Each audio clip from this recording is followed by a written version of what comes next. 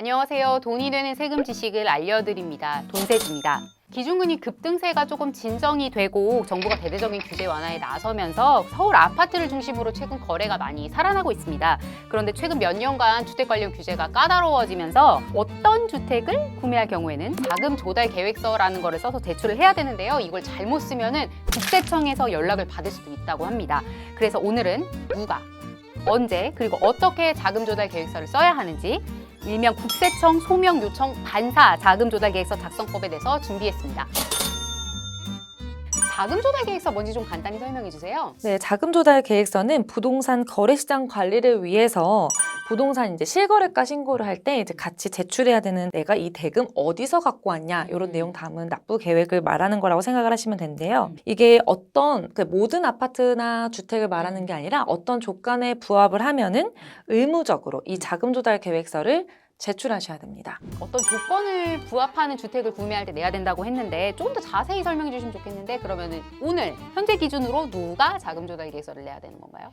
네, 투기과열 지구 또는 조정 대상 지역이라고 불리는 이 규제 지역에서 집을 살 때 이 자금 조달 계획서를 내야 돼요. 전국에 딱 4개의 지역이 남아 있어요. 서울에 있는 서초구, 강남구, 송파구, 용산구 이 4개의 구에 있는 집을 살 때는 무조건 내야 되고요. 이 4개 지역 외에 있는 지역에서도 집을 살 때는 6억 원을 넘는 집을 사면 그때는 자금 조달 계획서를 의무적으로 내야 됩니다. 그러면 서울 중위주택 가격이 이게 7억이 조금 안 되고 수도권에 있는 아파트 중위 가격이 한 5억 5천 정도 되니까 서울에 있는 모든 주택 중에 절반 이상 그리고 수도권에 있는 아파트 중에 절반 이상을 매수할 때는 다 자금 조달 계획서 내야 되는 거죠? 네, 이게 조정 대상 지역이 풀렸다고 하더라도 어쨌든 아파트 가격이 상당히 올라가 있는 상황이기 때문에 생각보다 이 자금 조달 계획서 쓰셔야 되는 분들 여전히 많아요. 그러면은 자금 조달 계획서를 이제 내야 된다. 언제 그리고 어떻게 좀 내야 되는 건가요? 계약일로부터 30일 이내 내야 된다고 생각하시면 돼요. 이 30일 이내에 저희 실거래가 신고를 반드시 해야 되거든요. 그때 같이 이 자금 조달 계획서도 함께 내야 된다라고 생각을 하시면 될 것 같고요. 근데 이게 더 부담을 느끼시는 부분이 아까 그 4개의 지역 있잖아요. 조정 대상 지역에 있는 집을 살 때는 이 자금 조달 계획서를 내는 것과 동시에 그 내용을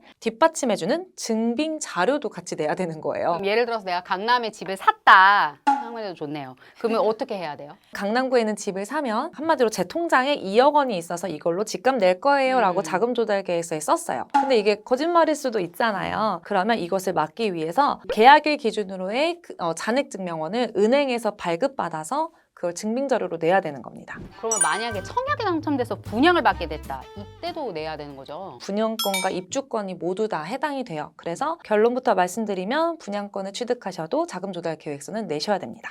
근데 분양은 계약을 할 때랑 입주하는 시점이 기간이 좀 길잖아요. 그럼 언제 써야 되는 거예요? 저희 분양 당첨이 되면은 한 며칠 있다 계약을 하러 다들 가시거든요. 그때 같이 보통 내시는 게 일반적이에요. 최근에 이제 둔촌 주고 당 계약됐을 때 저희 그때 상담 많이 받았습니다. 네.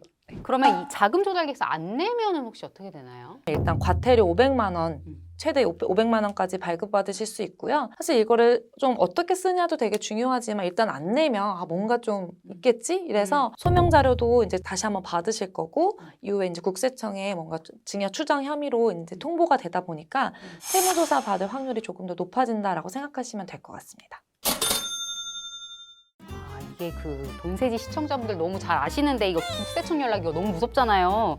그러면 어떻게 쓰는지 좀 찬찬히 봐야 될 것 같은데 좀 양식을 보면서 좀 설명을 해주시면 좋을 것 같아요. 네, 저희 주택취득 자금 조달 및 입주 계획서가 정식 명칭이에요. 어떻게 쓰느냐가 매우 중요한데 여기 자기 자금이라는 게 있어요. 금융기관 예금액은 정말 이제 금융기관 예금 내가 정말 여기 딱 돈이 있는 거를 기준으로 쓰시면 되고요. 주식 채권 매각 대금, 그리고 부동산 처분 대금, 증여 상속 등 이렇게 되어 있는데 이미 예전에 증여를 받으셨다면 일단 이 계약일 기준으로 통장에 그 돈이 있을 거잖아요. 그럴 때는 이제 금융기관 예금액에 쓰시면 되는 거고 계약일로부터 잔금일 그 사이에 증여를 받으실 계획이다라고 하면은 증여 상속 등 이 부분에 써주시면 돼요. 그래서 개인적으로는 현금 등 기타라는 란에는 많은 금액을 쓰는 거를 추천을 드리진 않는 게 현금에 또 집을 살 정도의 거액의 현금은 보통 통장에 넣어놓는 그렇죠. 게 일반적인데 그럴 거면 예금액에 들어가야 되는데 현금 등 기타에 들어간다는 것 자체가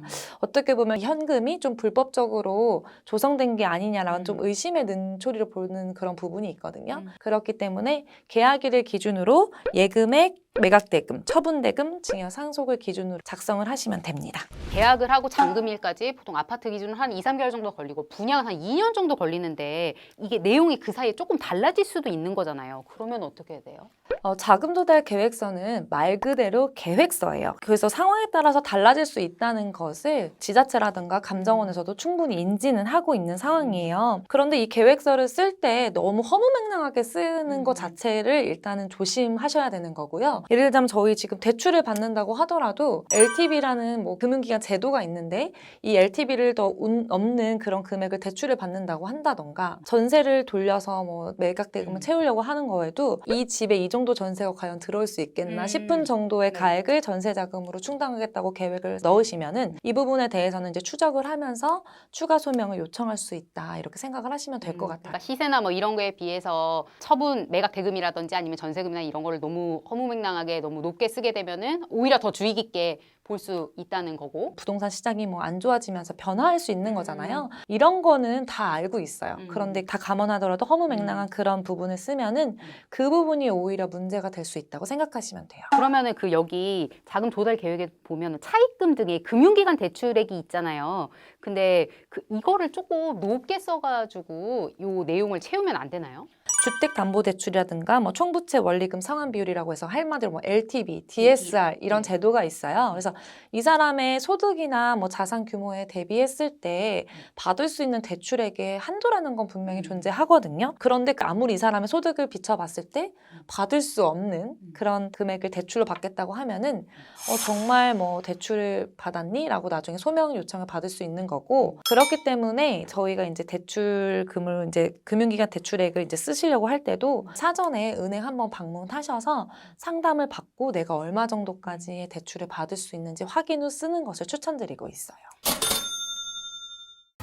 지금까지 이제 단독 명의에 대해서 좀 알아봤는데 주택을 매수할 때 단독 명의로 하시기도 하지만 공동 명의로도 조금 많이 하시니까 근데 마침 저희 그 돈세제 공동 명의로 주택을 매수할 때 어떤 식으로 자금 조달 계획서 써야 되는지 좀 사연이 들어온 게 있어서 그 내용 중심으로 좀 설명을 해주시면 좋을 것 같습니다.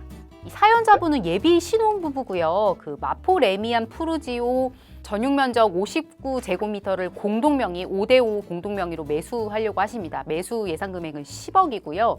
전세자금 대출이 현재 3억이 있고 이 전세는 그 남편 명의로 되어 있습니다. 갖고 계신 자산은 남편이 예금 3억 원, 그리고 아내가 예금 1억 원을 갖고 있고요.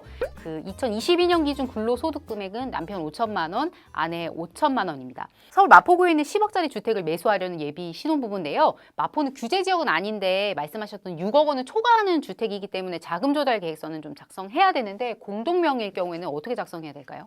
요즘 이게 젊으신 예비 신혼부부나 결혼을 이제 하신 지 얼마 되지 않은 분들은 뭐 주택을 매수할 때 이 공동 명의로 하는 걸 사실 거의 당연하게 생각을 많이 하세요.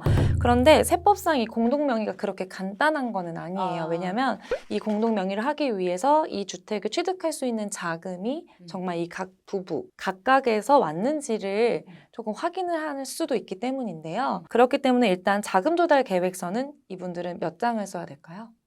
각각이면 2장을 써야 되는 건가요? 네, 매수자가 2명이면은 2명, 혹은 3명이면은 3명의 이제 자금 조달 계획서를 써야 되고요. 그 각각의 지분에 해당하는 금액에 대한 자금 조달 계획을 각각 작성해서 내야 됩니다. 전체 매수 대금이 이 각각의 자금 합친 금액과 일치해야지 이 단계를 무사히 잘 넘어갈 수 있다고 생각하시면 돼요. 그럼 부부면 그냥 당연히 5대5 공동 명의로 그냥 쓰고 자금 조달 계획서 하나 쓰면 되는 줄 알았는데 그게 아니라 각각 써야 되는 거네요. 네, 이게 좀 복잡해서 이번 편에선 다 다루기 힘들 것 같고요. 다음 편에 따로 한번 다루도록 하겠습니다.